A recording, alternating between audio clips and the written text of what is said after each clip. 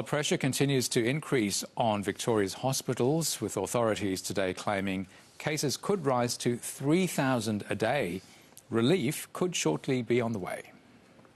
Kylie Ward heads an organisation representing over 150,000 nurses across the country and fears they're being pushed to near breaking point. They're under enormous pressure, trying to cope, trying to look after their patients and their loved ones, as well as turn up and do the work that, should be done by triple the staff members. International borders could soon reopen to overseas healthcare workers under a plan currently being discussed by the Commonwealth to alleviate this growing pressure. 2,000 doctors and nurses would be flown in as part of the one-off boost that would bolster Australia's pandemic response. I think going back into the 80s, we were recruiting nurses from Ireland, I think even the Philippines back in the 80s. There's nothing new about this. Of course, closed borders have made that a little harder during the course of COVID-19, so it's very welcome we're now in a position to be able to prioritise these skilled individuals to come to our country. While it's still unknown how the workers will be distributed across the country, the reinforcements come at a crucial time for Victoria, with concerns the state system is buckling under increasing pressure. 578 patients are currently in hospital with COVID-19. 117 of them are in ICU.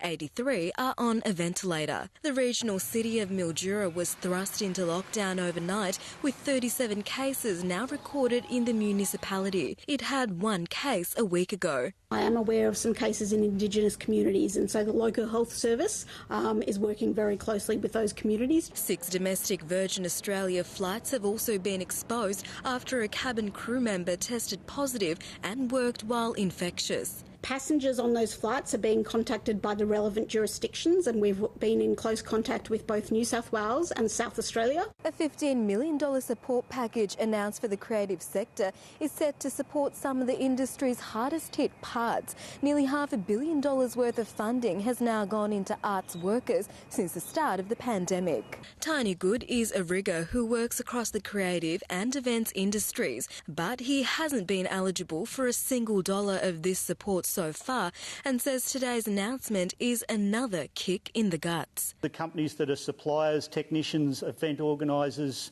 logistics people, production people, we just keep hanging on, hoping that eventually somebody will understand what it is that we do for a living. Meanwhile, Victoria Police have confirmed they're currently investigating an interview given by a senior Victoria Police officer who expressed her concerns about the state's Chief Health Officer directions, including mandatory vaccinations. She tendered her resignation before the interview. Victoria Police says the comments expressed in the interview in no way reflect the views of the organisation. Kamara Wansa, SBS World News.